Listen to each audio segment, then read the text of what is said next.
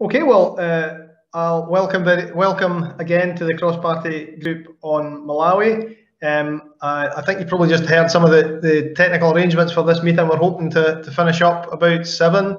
We realise people are very busy, but we're grateful that people have been able to join us. I can't see everyone on the screen at once, so I've said hello to some of my, or at least one of my fellow MSPs, Alexander Stewart, but there may well be others that I'm not seeing. Looking through the list, Sarah Boyack is here. Are there any others I've forgotten to name there? All protocols observed? I'm not sure. Anyway, we are expecting a few MSPs to join us, and I think we have people who are joining us from Malawi as well. I think I'm right in saying.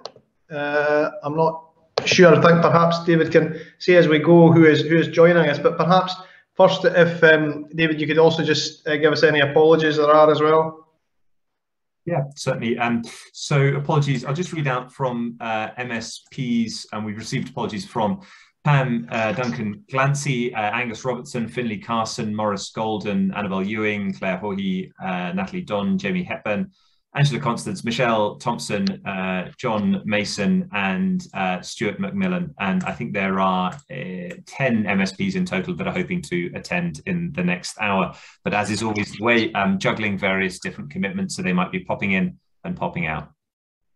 Okay. In that case, sort of 1 or 2 housekeeping things to begin with is just to let people know that this is being recorded. And I think I'm right in saying, David, it's not just for minuting purposes, the actual film will be used, is it? So just so that people are aware that it's being recorded, and also from a practical point of view, everybody knows, I'm sure, now how to use their mute buttons, but if people could use the chat box if they're hoping to speak. You could put up your hand, but I'm more likely to see you, to be honest, if you put an indication in the chat box that you'd like to speak. There should be an opportunity to speak towards the end. You've mentioned here, David, in the agenda, breakout groups, but I take it that's just to make people aware that breakout groups are happening elsewhere rather than happening tonight, are they? We will have short breakout groups at the end of the meeting. So the last 20 minutes of the meeting will have breakout groups, but I can talk you through that at that stage. Okay, that's fine. In that case, as I say, I'm very glad people are here. This is an opportunity not just to have our AGM type formal business, but also to reconstitute the group, as we have to do when every new parliament is elected. I'm very pleased indeed to see the new parliament having a cross-party group on Malawi as if we've had in the past.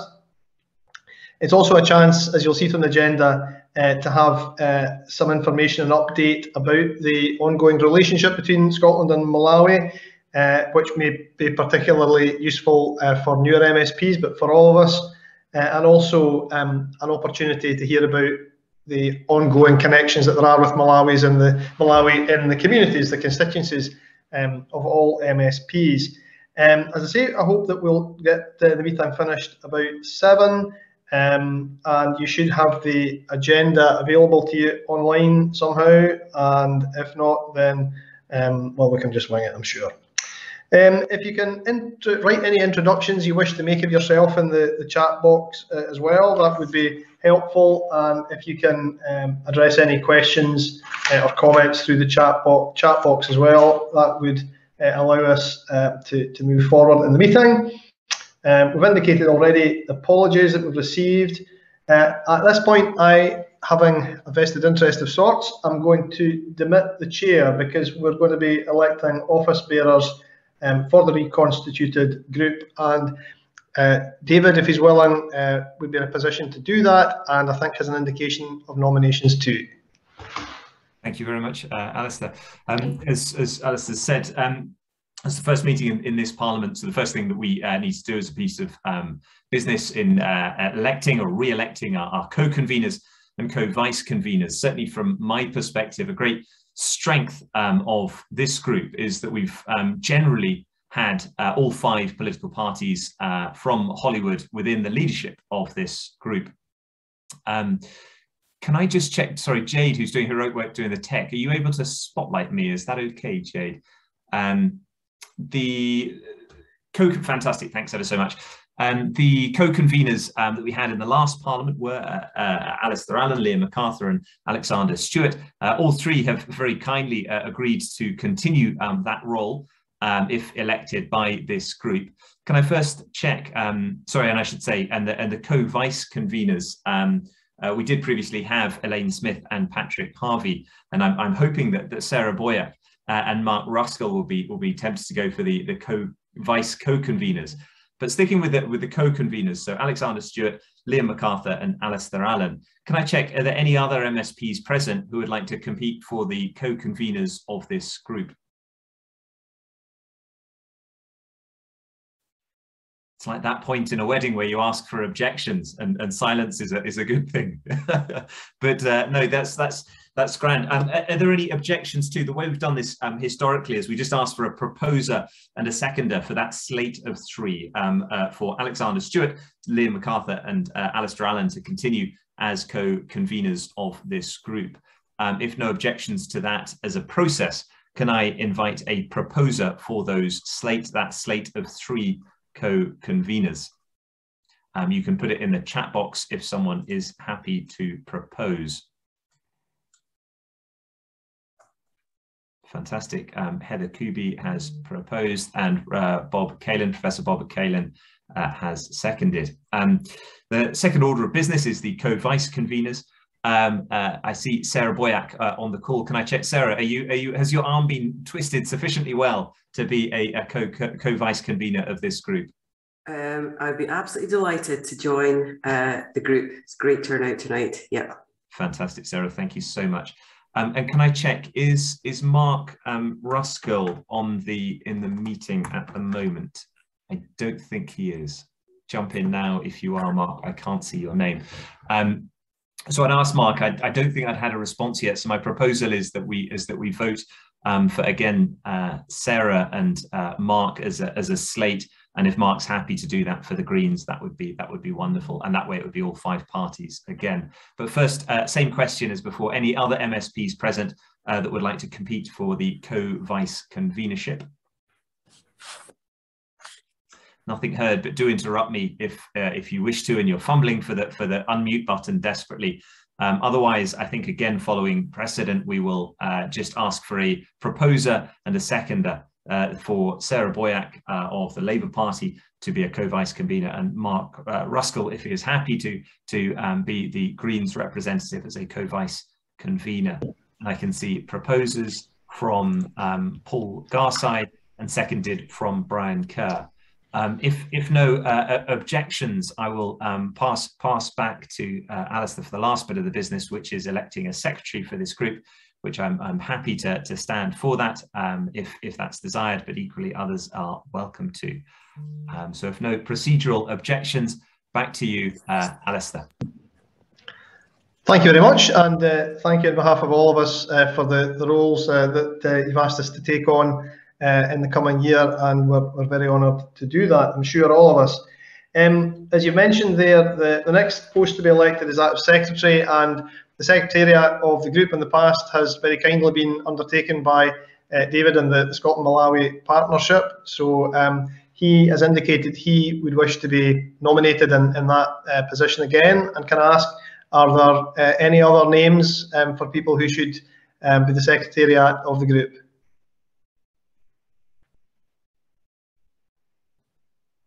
If I see we have Liam proposing and Heather Kubi seconding. I don't see any other names, so congratulations, David, you're in the secretary's role again.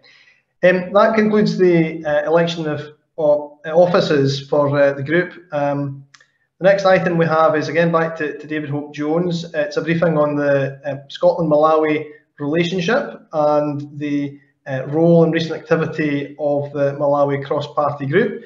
I'd like to pass the chair, or not the chair, but to pass back to David again to give an introduction to that ongoing relationship and how we can be a useful part of it in this group and in the Scottish Parliament more broadly, and also to provide an update particularly for new members, but also for the group as a whole.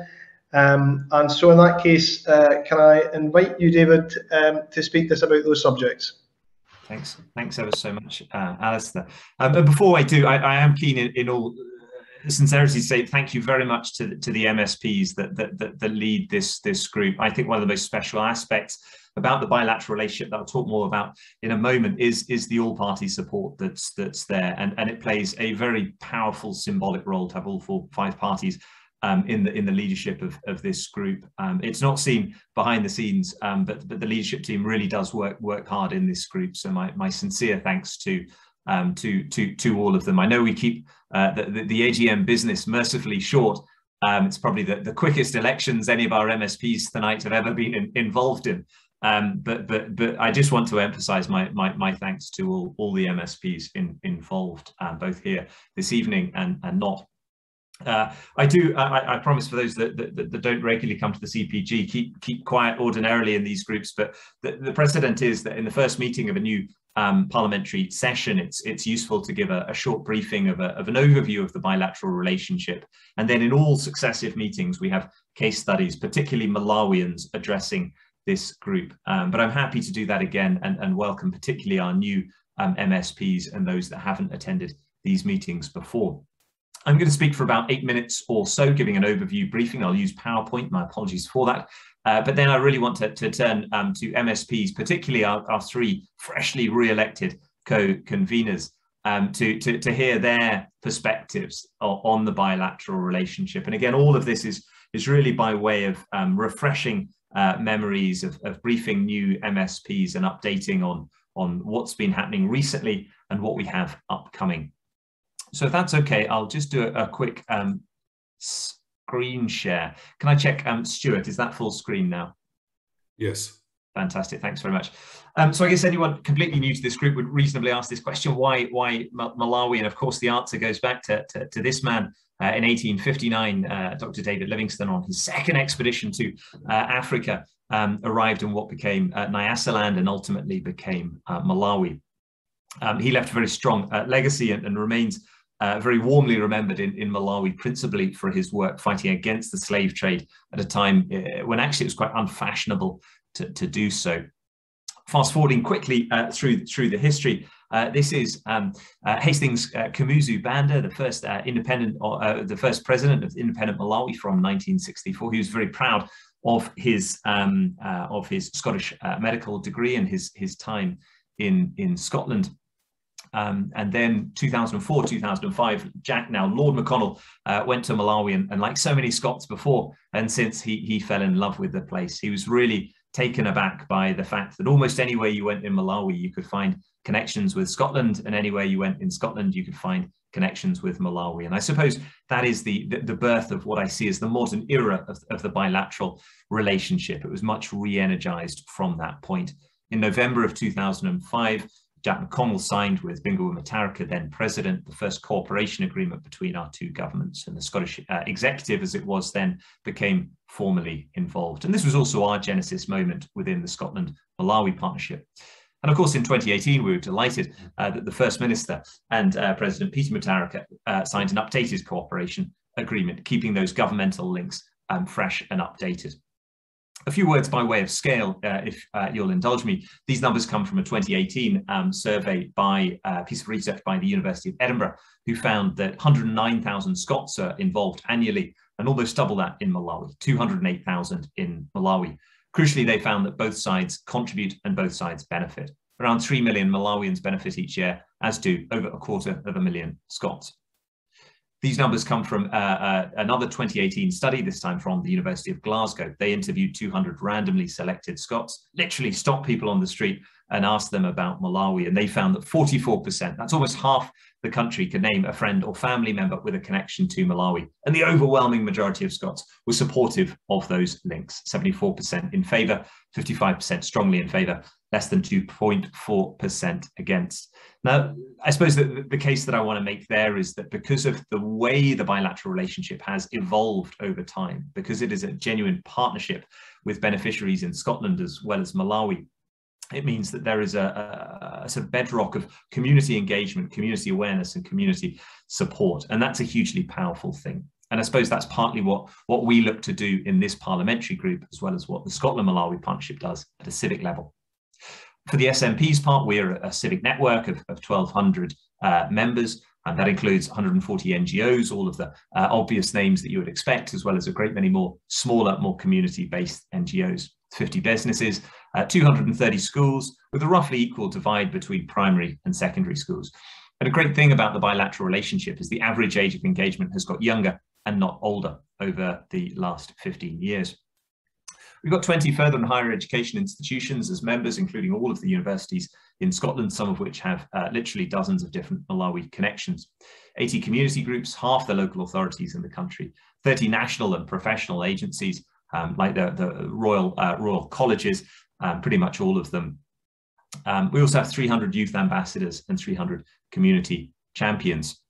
But of course, that's only one side of the story, and I must emphasize here that everything that happens in Malawi as far as coordination is run by our friends in Malawi. So we have the Scotland-Malawi partnership here, and the equally unimaginatively named Malawi-Scotland partnership in Malawi.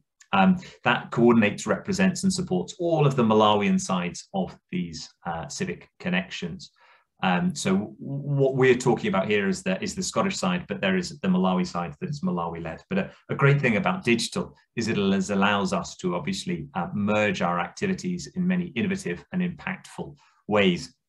We had one, I remember, I think it was last December, one CPG meeting in which 75% of the attendees were Malawians joining from Malawi, which is a wonderful thing for our cross-party group to have. I wanted to talk just very briefly about what we mean by partnership from the Scotland-Malawi partnerships perspective. We did a piece of work back in 2012 where we consulted 200 Malawian organisations and then 200 Scottish organisations. We asked them, what does partnership really mean? Partnership is one of those words that's easy to throw about. It's perhaps overused and under-defined. And we wanted to really nail it down because I think it's really key to a group like this to understand what partnership means. So we listened to all of those 400 different agencies and we put that together and we came up with these 11 principles of planning and implementing together: appropriateness, respect, trust and mutual understanding, transparency and accountability, no one left behind, effectiveness, reciprocity, sustainability, do no harm, interconnectivity and parity. Just a couple of Saturdays ago, the president of Malawi, Dr. Lazarus Chikwera, was speaking live from State House at our AGM, and he embraced these 11 partnership principles and made clear his hope that others in Malawi and in Scotland continue to work within these principles. So I think it's right and appropriate that at the start of a new parliamentary session, we remind ourselves of these principles. This is my last slide and where I close before I hand over to our co-conveners to share any reflections that they have on the bilateral relationship. This is, I suppose, what are the sort of handful of key highlights as far as recent updates and upcoming work. The first is, of course, COVID cooperation. COVID's a unique crisis in that it's one that both ends of our bilateral relationship has experienced in broadly comparable ways at the same time. And we've been quite well positioned to be able to use the strengths of the relationship, those channels of communication, those relationships of mutual trust and mutual understanding for the sharing of information. So we've had regular coordination seminars on Zoom, as well as active work supporting the supply and maintenance and fixing of oxygen equipment in Malawi. I want to also just briefly mention again, the fact that the president spoke at last year's Scotland-Malawi Partnership AGM and fairly recently elected. I was quite taken aback. You know, it wasn't just a speech of warm words, but he really wants to have his stamp on the relationship. And he set Scotland 3 challenges. Those challenges were to firstly increase the number of Scots and Malawians working together from 300,000 to 500,000. Secondly, to have a return high-level conference, just like there was in the Scottish Parliament in 2005, within the next 4 years, to look at the priorities and the future of the bilateral relationship.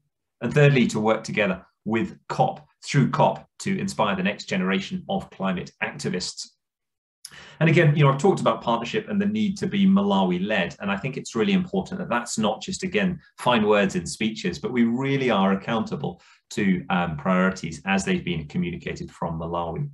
So a key function for this group is to listen to those Malawi priorities, to find opportunities to have Malawian speakers and to advance those 3 priorities. And indeed, although the CPG was not officially constituted back in July, it had an informal role, as in members of this CPG took part in a digital meeting with our sister group. We'll talk more about this later in the meeting, the Malawi All-Party Parliamentary Group in Westminster. While the president was across in July to London, we had a digital meeting, and MSPs, a number of the MSPs in the meeting today, were able to have a direct conversation with the president. And that's a real strength of having that link with the APPG in Westminster, that it ensures Holyrood doesn't miss those opportunities where there's state visits that are just to London.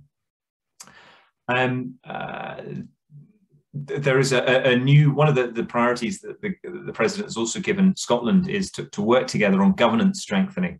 So there's a major new initiative. In fact, it was launched just yesterday by Lord Jack McConnell, which is 8 webinars that are happening once a month between now and May to discuss governance strengthening in both countries. That's linked to a 400-page academic peer-reviewed book, which is certainly the most detailed and ambitious publication ever to be written in Malawi about governance. So it's a fantastic cooperation between Scotland and Malawi, a long time in the coming, and it will be, as I say, happening between now and May, with a book coming out probably early in 2022, and great that this group is able to link with it. My final point is COP26. Of course, it's I suppose the top on everyone's list, but I just want to emphasize a couple of points. Malawi has a critical role in COP26 for a host of different reasons, not just its friendship with Scotland. Malawi is currently the chair of the UN LDC group, the Least Developed Countries bloc. It's also chair of SADC, the Southern African Development Community. Now that means that Malawi is actually right now representing a whole chunk of the global south, of the developing world. And hence, for COP26 to succeed, Malawi needs to be heard. So I think it's fantastic that we are able to use the bilateral relationship, including this group, and the strong support from MSPs of all stripes in Holyrood, as well as Scottish MPs and peers, to be able to help amplify Malawi's voice at COP26. Those are some of the key updates and contextual briefing. I hope that's useful. And as I say, for the rest of the parliamentary term, I will be largely silent. But apologies that you've had to put up with me giving that briefing just now. Alasdair, I'll pass back to you. And I wonder if yourself and Liam and Alexander and any of the other MSPs would be happy enough to share your own reflections on the bilateral relationship and the functions of this group. Well, thank you very much, David, and you've no need to apologise at all. That was a very helpful and very interesting presentation. As you say, I'll certainly come in with Liam and Alexander just now first, and then I think we'll open up to a quick question and answer more generally. So again, if people have questions, if they could if they could get ready now and indicate in the chat bar just now, it would be very helpful. Or if you raise your hand, I will try and find you as well. I'll come to Liam and Alexander just now, but my only observation really would be that it sounds like governance, given what the President has said and what others have said, might be a very fruitful way for us to cooperate and a very useful theme for us to have as a cross-party group in the coming year ahead, given the challenges that have been set for us by the President of Malawi. And I think that, as has often been emphasised by both the Scotland-Malawi partnership and the Malawi-Scotland partnership, we can learn from each other in that. But as the study you've alluded to shows, governance is at the heart of improving everyone's lives, and that's a lesson that we continue to learn in Scotland. So it's something we're very happy to share and learn ourselves with as well. So I think that'd be a very useful area for us to do work on and to work with others on, perhaps leading to the inter-country conference that you referred to there and the challenge that we've been set. And the other thing to be said about COP is that, as everyone knows, the importance of what's being discussed at COP, but as I've alluded to more than once in my one trip to Malawi, I don't think this was staged in any way, but I continue to remember above pretty much anything else the ladies who came to point out to me that they now have to walk an extra 2 miles a day for water, and it's not their country's pollution that's achieving that situation. So I think the lesson that will come out of COP, if any lesson comes out of it, would be that the countries that are least responsible for global warming are the ones which are going to suffer perhaps the most. So I think with those two observations, I'll hand over to Liam if he wants to say something. Yeah, thanks, Alasdair. I'm not sure whether to put my camera on. I'm sitting in a car park somewhere outside Kinross, helpfully wearing the same jacket I appear to be wearing in my Zoom photo too. Now, I would simply echo what you've said in relation to COP26 and the Global South. I think that governance point you make as well, it would be a useful area for us to maybe give a bit of focus to over the next short while. I think the other thing for me is to emphasise the point that David was making earlier. I mean, I've been fortunate enough to visit Malawi half a dozen times in various guises, and it never ceases to be brought home to me the special nature of that partnership. And it is a genuine partnership. Whether it's a blueprint that can be replicated elsewhere, I don't know, but it's certainly an exemplar of the way that these relationships should be forged. And my interest was first piqued when the school I went to in the island of Sandy in Orkney won a competition that Lord McConnell, Jack McConnell, when he was the First Minister, launched around the to mark the establishment of the cooperation agreement. And suddenly in Orkney were revealed all manner of relationships, often with church groups, but other community groups, and subsequently through schools, which I just think underscores the strength of that partnership relationship. And it's one from which we should never undervalue the importance and the benefits that we in Scotland derive from it. This is certainly not a one-way relationship. I think oftentimes we're perhaps a wee bit guilty of downplaying the benefits that we here in Scotland gain from the partnership we have with our friends in the warm heart of Africa. So I think with that, I'll conclude, but look forward to listening into more of the conversation. And those are reverse lights. There's of a car and not a police car before anybody jumps in. I was scared to ask, but thank you, Liam. That I hope you managed to make it a bit further north this evening. Can I ask if Alexander wants to come in? Thank you, Alasdair. Yes. Can I just concur what my fellow co-conveners have said? I think this cross-party group has so many strengths, and the strengths are with the connections and the cooperation that we have with so many organisations, the length and breadth of Scotland, and also the immense support that we receive from Malawi. When these events take place, as many of you know, we are inundated with individuals who want to participate and exchange views, opinions, and have their say on matters. And that has meant the real strength of this group as a cross-party group has really moved to the next level in comparison with many other groups that we do have within the Scottish Parliament. And there is no doubt that there are areas of concern, there are areas of need, and there are areas of cooperation that we can continue to build. And David, in his role as Secretariat, and the support that he has from the partnership have laid so many foundations for us that we can then move forward. And you see that from the connections at the schools, the churches, the charities, the communities, who are the length and the breadth of Scotland, playing their part, which makes it easier for us in the Parliament to then engage, because they are doing the work and we are then complementing them for that and working alongside them. And as I say, COP has a huge role to play in the next few weeks, but also in the next few months and the next few years of this session of Parliament. And I've no doubt from that, there will be areas that we will want to examine, we will want to engage on, and we'll want to move forward and try and see if there are areas that we can benefit and support.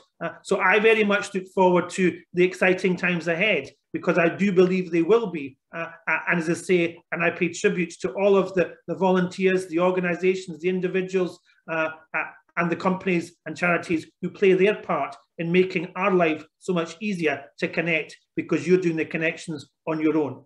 Thank you. Okay, thank you very much, Alexander. In that case, if people want to indicate just now on the chat bar or by raising their hand, I'll try and bring you in, although there will be an opportunity shortly. We're going to break out into groups to have hopefully an easier conversation than all of us tried to speak together in this more formal way. But very happy to have any observations or comments from anyone at all, if they just want to indicate just now.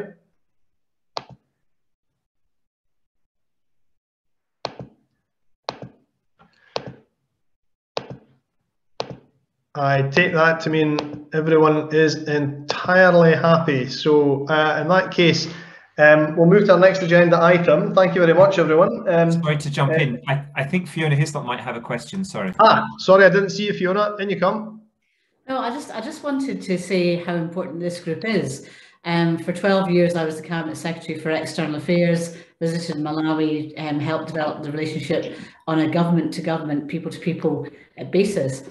But I always knew we had the strength of the Parliament and that cross-party support, and that big, not only the big range of relationship with the Scotland-Malawi partnership, but the parliamentary group is really important in making sure that government understands the strength of belief that the Parliament has in this. So for all of you from all the different organisations that have come on today, please be assured that your support for this parliamentary group is really important and gives a bit of ballast and also impetus to the genuine and very effective work that the Scottish Government does. So I just wanted to pass on my thanks to everything that you're doing.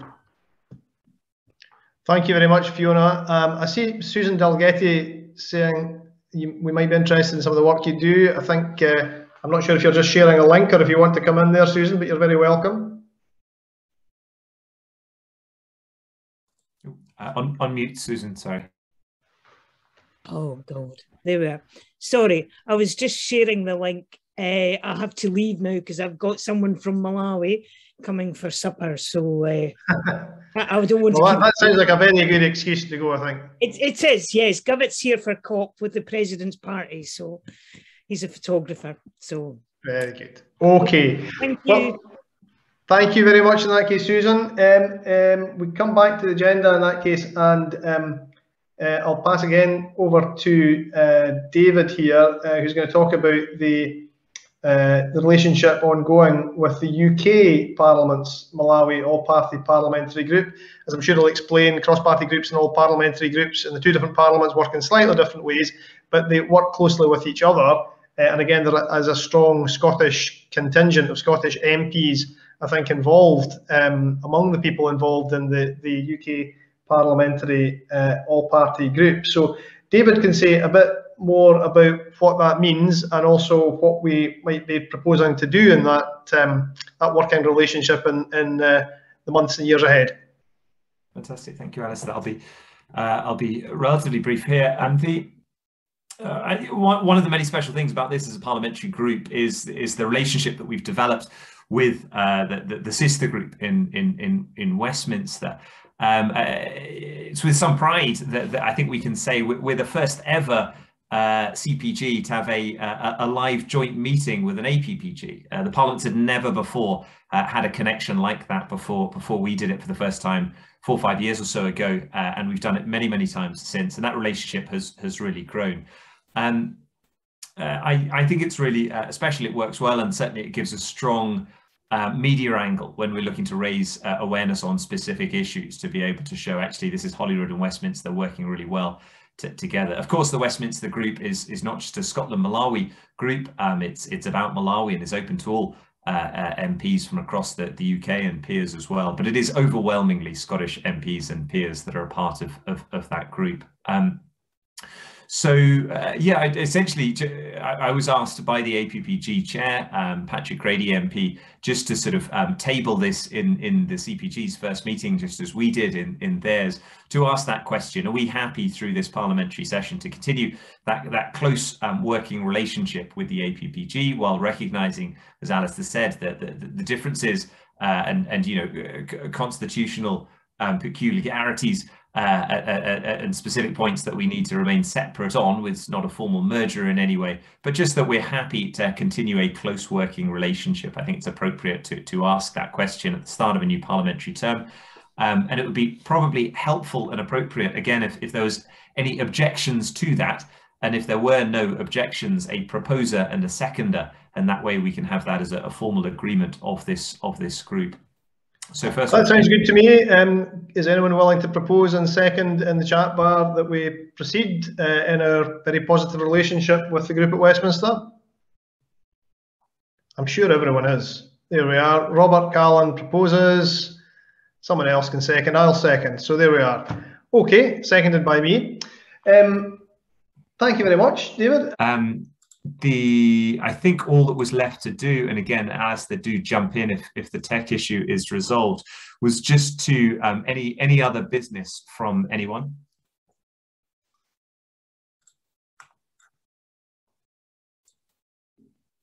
I think I said I was just going to plug a very quick screen share. This is the Scotland-Malawi Partnership website. Just a few events upcoming.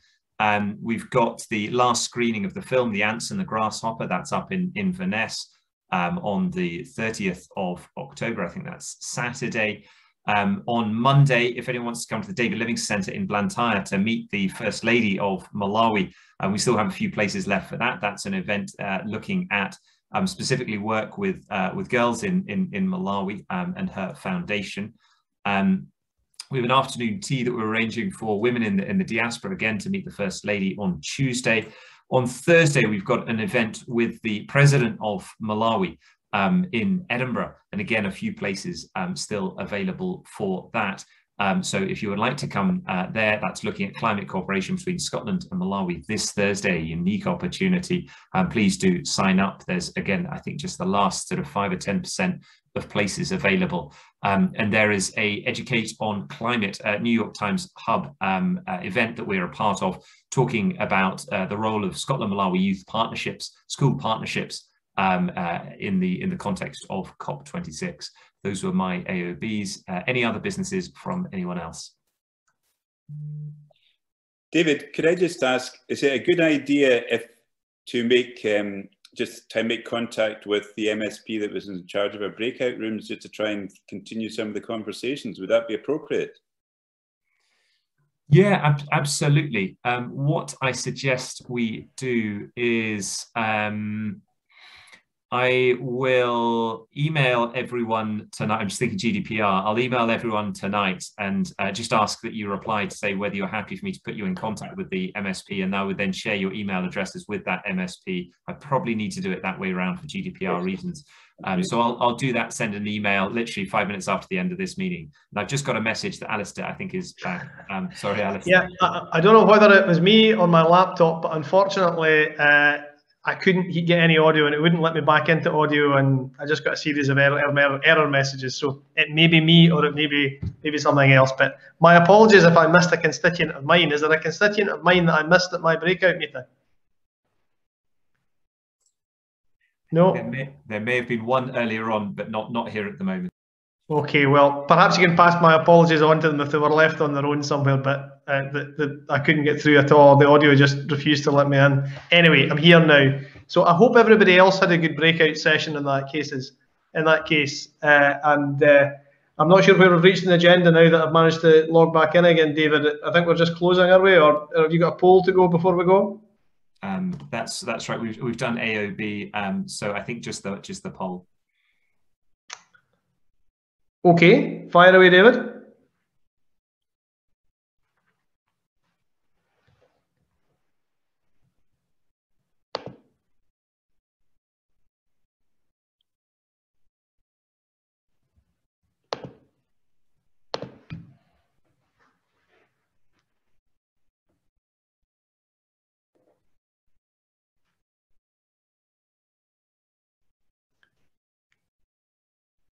So I think Craig was running the poll there. I think, is the poll closed yet? It is? Okay. Well, thank you very much. I'm not sure, David, are you sharing the results of that poll just now, or? No, it's just part of our monitoring and evaluation. It feeds in. Okay. Very good. Well, in that case, can I thank everyone? Can I apologise for the fact that I didn't join you for the last few minutes? But can I thank everyone for taking part? And as I say, hopefully we can make these regular occurrences. We can involve not just the MSPs, obviously, but people at the Malawi side, involve groups around the country that David has mentioned, who are active in promoting that link between Scotland and Malawi. I hope that we'll all meet again sometime soon in this group, and really just thank everyone for taking the opportunity to be with us tonight. If people want to say goodbye, they can switch their sound and video on just now to say so, and we can. I'm sure there'll be screenshots of the meeting used on Twitter and elsewhere, but. Can I just say thank you particularly to David, not just for taking on the role of secretary, but for managing so much of this evening, and to say good night to everyone and thank you very much. So we look forward to seeing you again soon. Bye. Thank you. Thanks. Thanks everyone. everyone. Bye. Cheers. Bye.